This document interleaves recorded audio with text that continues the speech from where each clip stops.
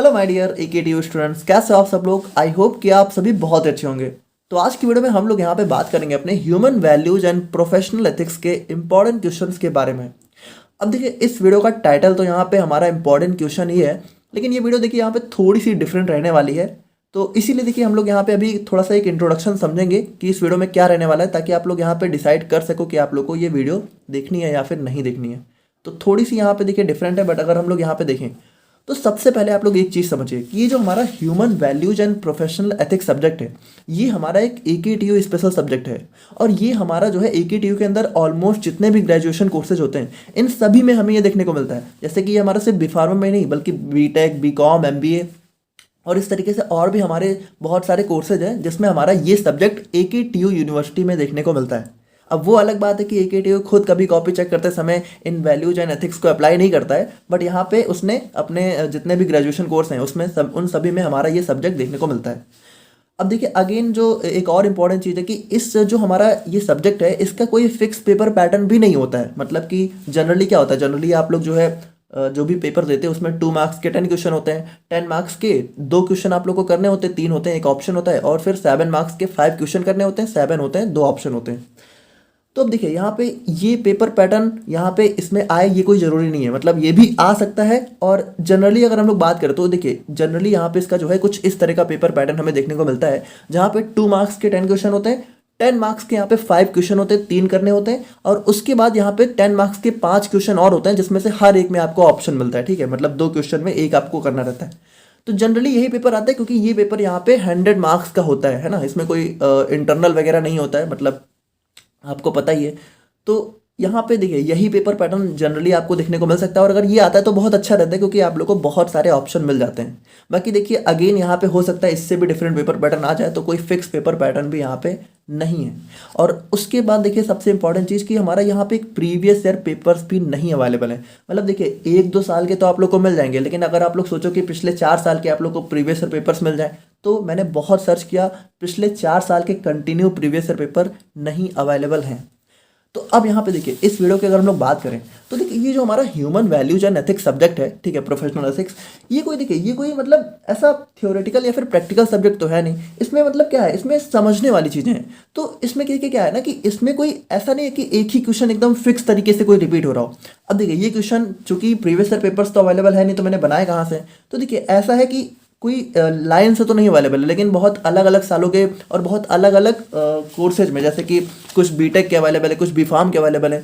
तो इन सभी को मतलब एटलीस्ट मैंने 4-5 प्रीवियस ईयर पेपर्स को जो है 6-7 ही होंगे, ठीक है, उन सभी को एनालाइज करके और ये क्वेश्चंस यहाँ पे तैयार किए हैं। और देखिए ये क्वेश्चंस यहाँ पे इंपॉर्टेंट क्वेश्चन नहीं रहने वाले, बल्कि हमारे क्वेश्चंस रहने वाले हैं। आप ये समझिए कि इसमें हम लोग यहाँ पे ये देखेंगे कि इस सब्जेक्ट में आप लोगों से क्वेश्चन कैसे पूछा जा सकता है। क्योंकि मैंने देखा है कि ज़्यादातर यहाँ पे कुछ क्वेश्चंस को ऐसा घुमा के पूछते हैं कि आप लोग यहाँ पे बहुत कंफ्यूज हो सकता है आप लोगों को समझ में ही ना आए, और जबकि वो क्वेश्चन है बहुत ही सिंपल, ठीक है, आप लोगों ने पढ़ा हुआ है। तो यहाँ पे देखिए हम लोग इस वीडियो में करेंगे क्या, यहाँ पे इस वीडियो में हम लोग यहाँ पे जितने भी क्वेश्चन हमारे बन सकते हैं, आप समझ रहे हो, इंपॉर्टेंट क्वेश्चन नहीं, बल्कि यूनिट 1 में हमारे जितने भी क्वेश्चन बन सकते हैं, यूनिट 2 में हमारे जितने भी टाइप के क्वेश्चन बन सकते हैं, उन सभी को हम लोग यहाँ पे देखेंगे। एंड अगेन यहाँ पे इंपॉर्टेंट चीज़ कि इन सभी का आंसर भी हम आपको बताएंगे कि कैसे आप लोग को लिखना है। और देखिए आपको पता ही है कि हम लोगों ने यहाँ पे यूनिट 4 तक की सारी वीडियोज अपलोड कर दी हैं 1 शॉट फॉर्मेट में। तो अगर आप लोगों ने नहीं देखी है तो आप लोग प्लेलिस्ट में जाके देख सकते हो। और अगर आप लोगों ने वो वीडियो देख रखी है ऑलरेडी, तो फिर तो आप लोगों को बहुत ईजी हो जाएगा ये वीडियो देखने में, ठीक है, तब आप लोग और अच्छे से समझ पाओगे।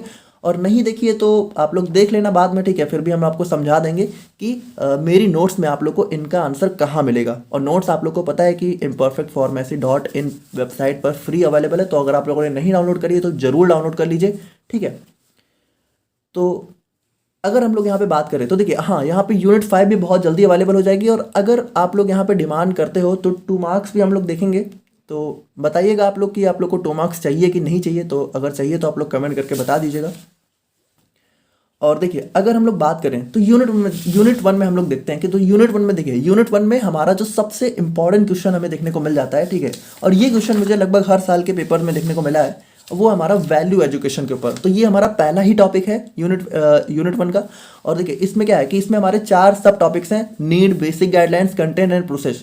तो देखिए ये सभी आप लोगों को पढ़ने हैं। अब होता क्या है, देखिए यही क्वेश्चन आप लोगों से हो सकता है सिर्फ ऐसे पूछ ले, define the need of value education, या फिर हो सकता है define the basic guidelines of value education, या फिर define the content and process of value education, या फिर हो सकता है इन चारों को पूछ लें। तो देखिए कुल मिला के क्वेश्चन यही होगा, बस यहाँ पे क्या होगा कि हो सकता है आप लोगों से सिर्फ एक ही दो पूछें, हो सकता है चारों पूछ लें। तो यहाँ पे देखिए आपको इस वैल्यू एजुकेशन को पूरा पढ़ना है, और ये आप लोग को हमारी नोट्स में सबसे पहले ही मिल जाएगा यूनिट 1 में। नाउ सेकंड क्वेश्चन की बात करें तो यहाँ पे देखिए content and process of self exploration with help of diagram. तो यहाँ पे देखिए इस अगर ऐसा क्वेश्चन आता है तो आप लोग को पूरा सेल्फ एक्सप्लोरेशन का टॉपिक लिख के आना है, और यहाँ पे जो डायग्राम आप लोग को यहाँ पे हमारी नोट्स में दिख रहा है, ये डायग्राम भी आप लोग को बना के आना है, ठीक है।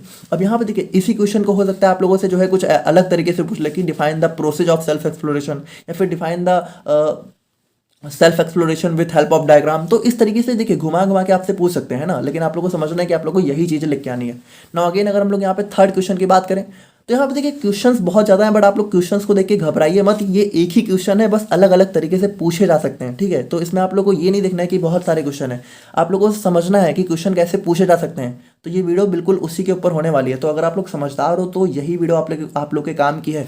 बाकी अगर आप इंपॉर्टेंट क्वेश्चंस की वीडियो देखोगे तो आप लोग को मिल जाएगी कहीं यूट्यूब पे और भी बहुत सारी, जहाँ पे 2-4 क्वेश्चंस बता देंगे, बट वो सही नहीं है, ठीक है, क्योंकि इसमें बहुत अलग अलग टाइप से क्वेश्चन आते हैं। अब देखिए थर्ड क्वेश्चन हमारा आ जाता है, what do you mean by natural acceptance and experiential validation. अब ये क्या है, ये हमारा सेल्फ एक्सप्लोरेशन का ही तो टॉपिक है, ये कोई अलग से क्वेश्चन थोड़ी है। अब जब आप सेल्फ एक्सप्लोरेशन पढ़ोगे तो उसी के अंदर ये टॉपिक भी है, तो इसको भी आप लोग यहाँ पे देख सकते हो, ठीक है। तो ये आप लोगों से अलग से भी पूछ सकते हैं। उसके बाद देखिए fourth question, self exploration is the process of dialogue between what you are and what you really want to be, explain and illustrate. अब देखिए ये क्वेश्चन आ गया तो हो सकता है आप लोग कंफ्यूज हो जाओ कि ये क्या पूछ लिया, बट इसमें क्या करना है, आप लोग को कुछ नहीं करना है, वही पूरा सेल्फ एक्सप्लोरेशन ही लिखना है, ठीक है। इसमें स्टार्टिंग में ही आपको हमारी नोट्स में मिल जाएगा कि ये वाला टॉपिक मिल जाएगा, what you are what you really want to be. तो अब इसमें देखिए इसमें कुछ खास थोड़ी लिखना है, ये कोई टॉपिक नहीं है कि इसमें आप लोग इसी के बारे में लिखो। इसमें आप लोग को फिर ये लाइन लिख के फिर सेल्फ एक्सप्लोरेशन को ही एक्सप्लेन करना है। तो ये भी आप लोग को नोट्स में वहीं सेल्फ एक्सप्लोरेशन में मिल जाएगा। और उसके बाद देखिए यूनिट 1 में हमारे 3 टॉपिक हैं, वैल्यू एजुकेशन, सेल्फ एक्सप्लोरेशन, और फिर थर्ड हमारा बेसिक ह्यूमन एस्पायरेशंस। अब बेसिक ह्यूमन एस्पायरेशंस देखिए हो सकता है आप लोगों से डायरेक्टली क्वेश्चन पूछ लें, what are basic human aspirations, explain the basic requirement for fulfilment of human aspirations.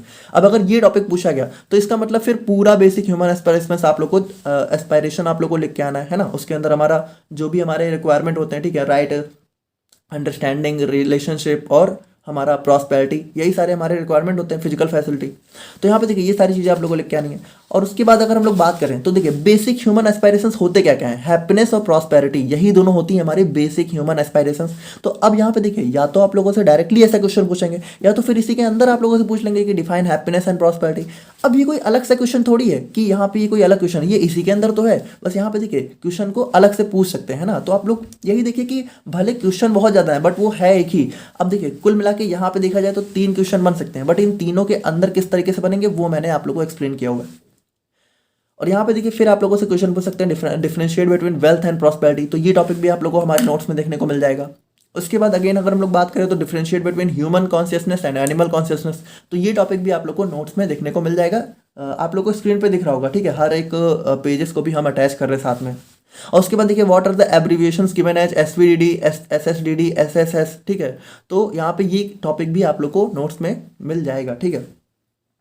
और उसके बाद अगर हम लोग बात करें तो physical facilities are necessary and complete for animals while they are necessary but not complete. तो यहाँ पे देखिए सिंपल सी बात है कि हमारी फिजिकल फैसिलिटी जो होती है एनिमल्स के लिए नहीं कंप्लीट होती है और नेसेसरी भी होती है। तो ये टॉपिक्स में आप लोग को क्या लिखना है, इस टॉपिक में आप लोग को यही हमारा human consciousness and animal consciousness को थोड़ा सा डिटेल में लिखना है।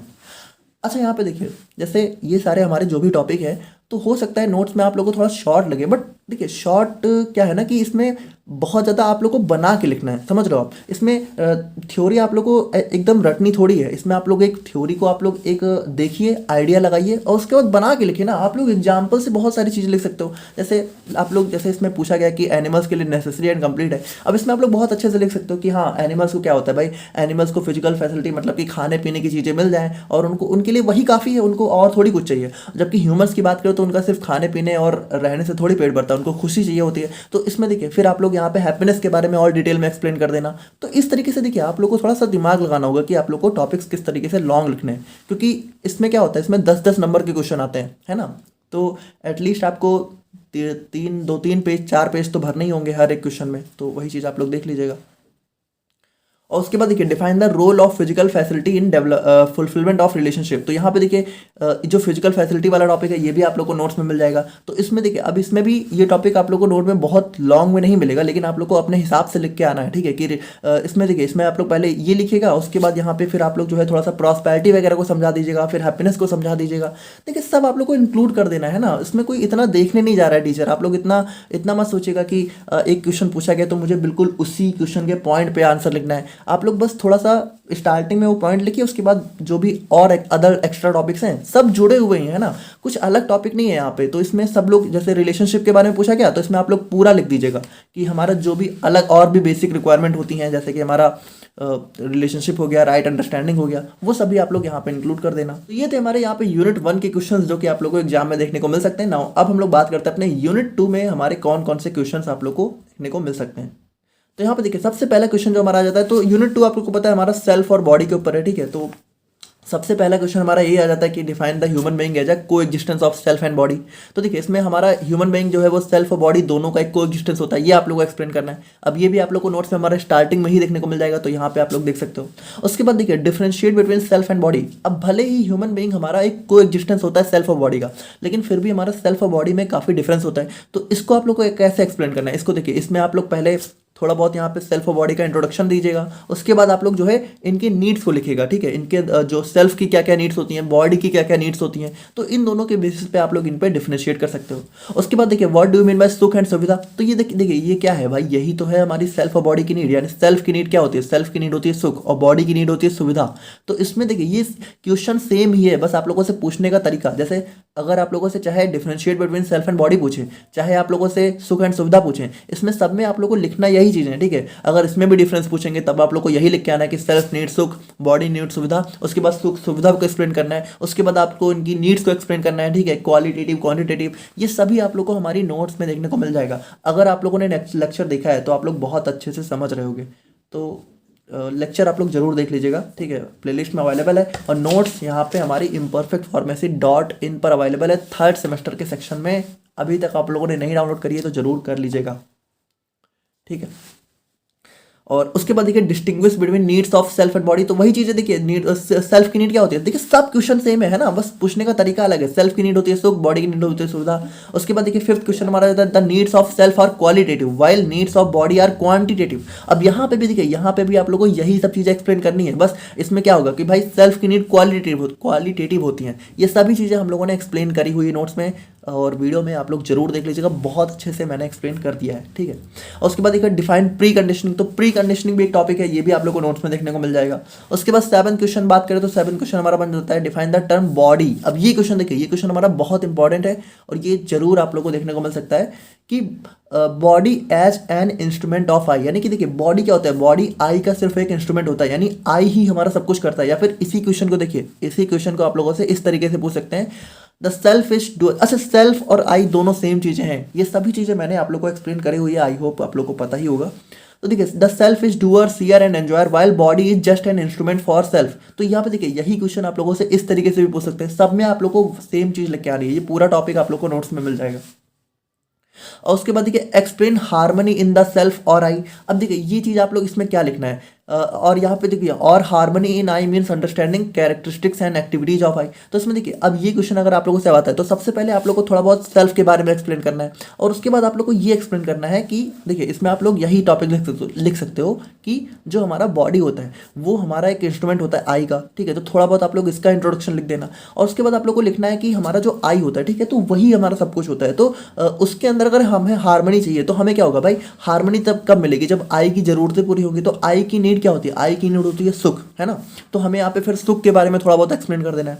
और उसके बाद देखिए उसके बाद आप लोग को छोटा सा टॉपिक यहाँ पे नोट्स में डायरेक्टली भी मिल जाएगा, तो वहाँ से आप लोग लिख सकते हो। तो देखिए कुल मिला के आप लोग को थोड़ा बहुत यहाँ पे अपने हिसाब से दिमाग लगा के लिखना है कि कुछ भी क्वेश्चन है सब चीज़ें आप लोग को थोड़ा बहुत कंबाइन करके लिख देनी है। और उसके बाद differentiate between activities of self and body. तो ये टॉपिक भी आप लोग को नोट्स में मिल जाएगा, ठीक है। तो इसमें भी आप लोग थोड़ा बहुत पहले जो है सेल्फ और बॉडी की एक्टिविटीज़ के बारे में लिखना, उसके बाद यहाँ पे फिर थोड़ा बहुत और एक्सप्लेन कर देना, है ना, कि सेल्फ की नीड क्या होती है, बॉडी की नीड क्या होती है। तो इसमें भी आप लोग अगेन सुख एंड सुविधा के बारे में लिख सकते हो।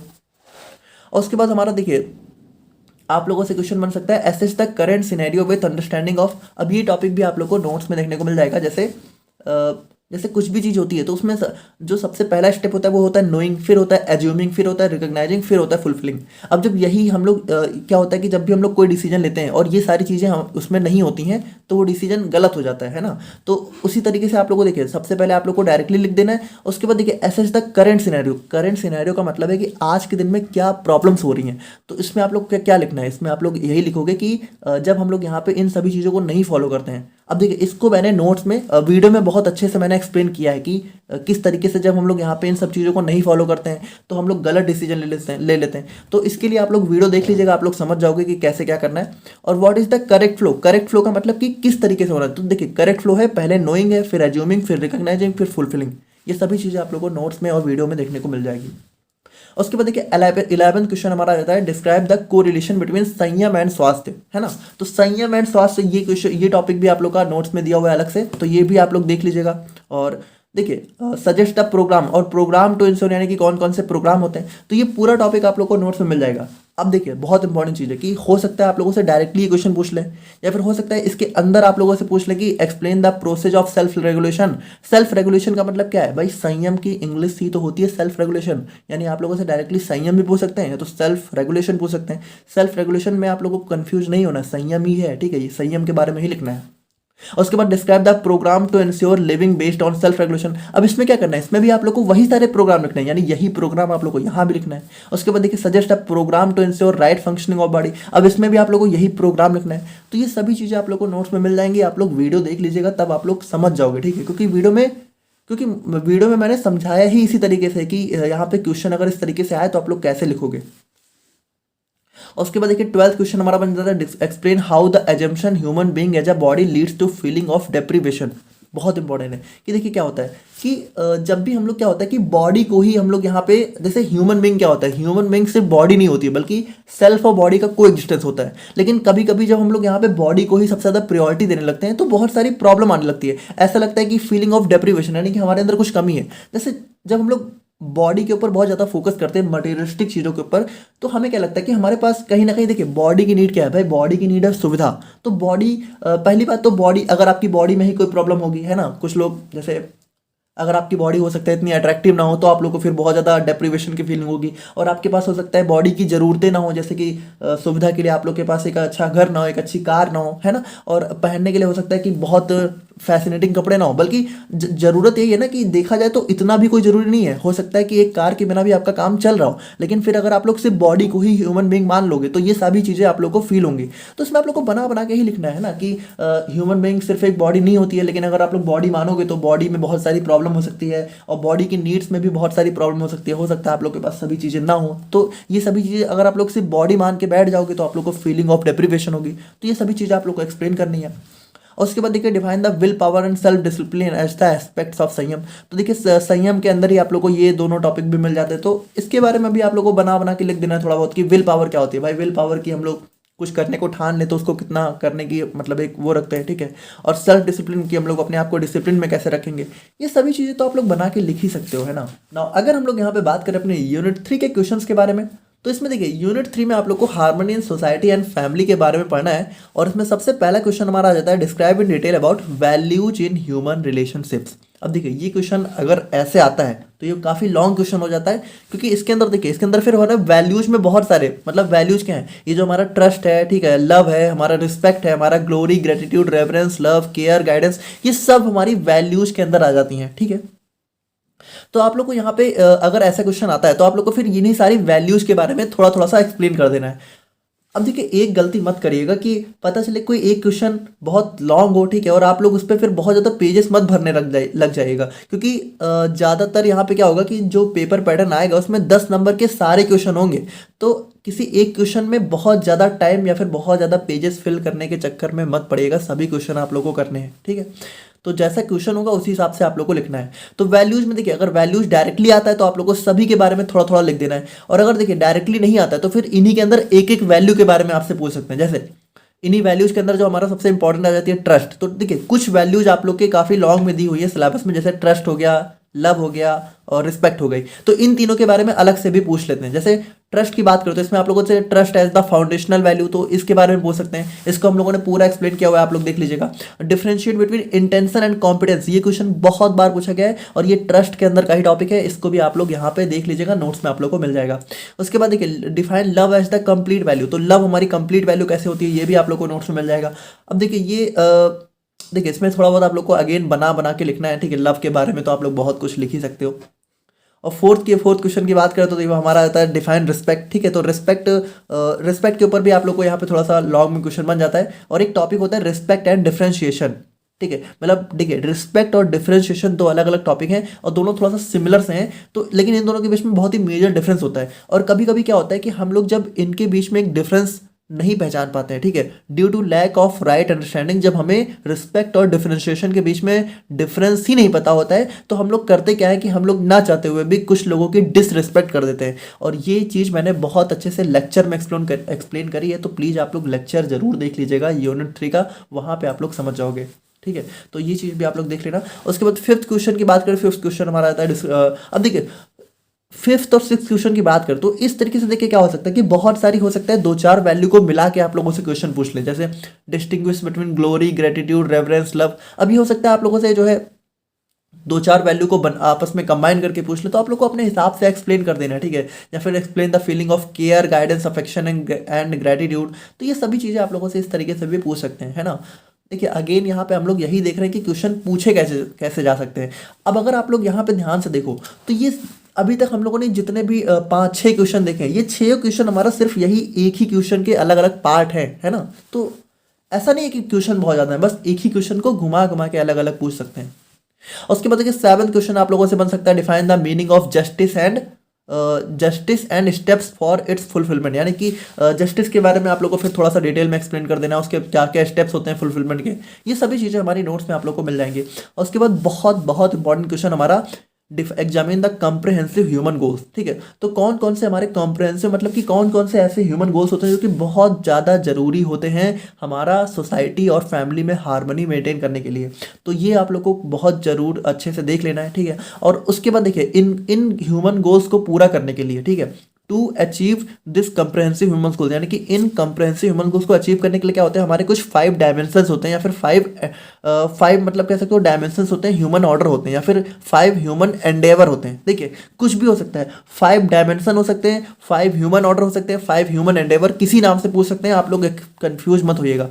देखिए आप लोग इसको क्या है ना कि इसका लेक्चर देख लीजिएगा और नोट्स पढ़ लीजिएगा, तभी आप लोग समझ पाओगे। यहाँ पे बहुत डिटेल में आप नहीं समझा सकते क्योंकि लॉन्ग टॉपिक है। तो लेक्चर में मैंने काफ़ी अच्छे से एक्सप्लेन किया हुआ है, तो आप लोग देख लीजिएगा, वहाँ पे आप लोग समझ जाओगे कि कंप्रहेंसिव ह्यूमन गोल्स और उनको पूरा करने के लिए क्या क्या स्टेप्स होते हैं, वो सभी चीज़ें आप लोग को इसमें लिखनी है। या फिर देखिए इसी क्वेश्चन को आप लोगों से जो है डिफाइन यूनिवर्सल ह्यूमन ऑर्डर। देखिए एक चीज़ आप लोग समझिएगा, ये जो यूनिवर्सल ह्यूमन ऑर्डर है तो ये टॉपिक आप लोग का थोड़ा सा कह सकते हो यूनिट 5 में ज़्यादा अच्छे से दिया हुआ है, लेकिन कभी कभी क्या होता है कि ये अनडिवाइडेड सोसाइटी में कंबाइन करके पूछ लेते हैं। तो अगर कंबाइन करके पूछेंगे तब आप लोग को क्या करना है, तब आप लोग को इस यूनिवर्सल ह्यूमन ऑर्डर में आप लोग को इसके बारे में एक्सप्लेन करना है, यानी ये 5 डायमेंशंस जो होते हैं हमारे होते हैं, एजुकेशन, संस्कार, ठीक है, ये सारी चीज़ें आप लोग देख रहे हैं नोट्स में, तब आप लोग को ये एक्सप्लेन करना है। लेकिन अगर ये क्वेश्चन अलॉन सिंगल आता है तब आप लोग को जो है नोट्स 5th यूनिट में ये क्वेश्चन मिलेगा, वहाँ पर आप लोग एक्सप्लेन करिएगा। 5th यूनिट हम लोग अभी लेकर आएंगे बहुत जल्दी, तब आप लोग समझ जाओगे। या फिर इसी क्वेश्चन को अगेन आप लोगों से how to maintain harmony in society, तो सोसाइटी में हार्मनी मेंटेन करने के लिए हमें क्या करना होगा, हमें इन कॉम्प्रिहेंसिव ह्यूमन गोल्स को अचीव करना होगा। तो कुल मिला के देखिए यही क्वेश्चन है, अलग अलग टाइप से पूछ सकते हैं, है ना। तो आप लोग कंफ्यूज मत होइएगा। नाउ 9th क्वेश्चन हमारा आ जाता है what is the building block of harmony in society. तो सोसाइटी में हार्मनी के लिए बिल्डिंग ब्लॉक क्या होता है भाई, सोसाइटी किससे बनती है, फैमिली से। तो फैमिली ही होता है हमारा बिल्डिंग ब्लॉक, यानी कि फैमिली ही मिलकर सोसाइटी बनाती है। तो जब फैमिली में हार्मनी होगी तो सोसाइटी में भी हार्मनी होगी। तो यहाँ पे आप लोग को फैमिली के बारे में काफ़ी अच्छे से एक्सप्लेन कर देना है। नाउ अगेन अगर देखिए हम लोग बात करें तो ये जो हमारे 5 ह्यूमन ऑर्डर थे, ठीक है, 5 डायमेंशन थे, तो इन्हीं में से देखिए इन्हीं में से एक डायमेंशन है जस्टिस प्रिजर्वेशन, एक है एजुकेशन संस्कार, एक है प्रोडक्शन वर्क। तो देखिए इन 5 डायमेंशन को अलग अलग भी पूछ सकते हैं। तो देखिए मैंने आप लोगों को बस दिखा दिया कि क्वेश्चन पूछा कैसे जा सकता है, ठीक है। ऐसा नहीं कि क्वेश्चन आता ही है या फिर ऐसा ही आएगा, बट यहाँ पे किस तरीके से क्वेश्चन पूछ सकते हैं आप लोग को बिल्कुल कंफ्यूज नहीं होना है। सभी टॉपिक्स आप लोग को पढ़ने हैं, है ना। तो वो जो 1 शॉर्ट वीडियोज मैंने अपलोड करी है, प्लीज आप लोग उनको जरूर देख लीजिएगा। तो ये थे हमारे यूनिट 3 के क्वेश्चंस। नाउ अगर हम लोग बात करें अपने यूनिट 4 के बारे में। तो यूनिट 4 देखिए, अब यूनिट 4 हमारा कंप्लीटली ऑर्डर ऑफ नेचर के ऊपर बेस होने वाली है। तो हमारे नेचर के 4 ऑर्डर होते हैं, material order, plant order, animal order और ह्यूमन ऑर्डर। ये चारों मिलकर ही हमारा नेचर बनाते हैं, यानी हमारे आसपास जितनी भी चीज़ें हैं ये सारी 4 ऑर्डर्स में हम लोग डिवाइड कर सकते हैं। तो इन्हीं 4 ऑर्डर्स के बारे में हमें काफ़ी अच्छे से एक्सप्लेन करना है, इनके इंटरकनेक्टेडनेस को हमें बताना है। तो ये सभी चीज़ें आप लोग को नोट्स में मिल जाएंगी, ठीक है। उसके बाद दूसरा हमारा define innateness and natural characteristics of 4 order, तो ये भी आप लोग को नोट्स में मिल जाएगा। उसके बाद differentiate between animal order and human order. तो इसमें देखिए, अगर डिफरेंस पूछता है तो फिर पहले आप लोग को एनिमल ऑर्डर एक्सप्लेन करना है, फिर ह्यूमन ऑर्डर एक्सप्लेन करना है, फिर इनके बीच में क्या क्या अलग अलग नेचुरल कैरेक्टरिस्टिक्स होती हैं, क्या क्या इनकी इननेटनेस होती हैं, ये सभी चीज़ें आप लोग को एक्सप्लेन कर देनी है। उसके बाद देखिए, explain activities in 4 orders of nature. अब अगर ये क्वेश्चन आप लोगों से आता है तो इसमें आप लोग को क्या, इसमें आप लोग कंफ्यूज मत होइएगा, क्योंकि डायरेक्टली ये टॉपिक सिलेबस में या नोट्स में नहीं है, लेकिन आप लोग को जो है इसमें क्या करना है, इसमें आप लोग को यही नेचुरल कैरेक्टरिस्टिक्स के बारे में ही लिखना है ना। जो भी आप लोग को दिख रहा है यहाँ पे नोट्स में, आप लोग को यहाँ पे देखिए, जैसे एनिमल, जैसे मटेरियल ऑर्डर की बात करें तो इसका क्या होता है कि हमारा जो है कह सकते हो, जैसे प्लांट ऑर्डर है तो कंपोजिशन, डिकम्पोजिशन है ना, नर्चर, वर्सन, तो ये सभी चीज़ें आप लोग को इसमें एक्सप्लेन कर देनी है एक्टिविटीज़ में।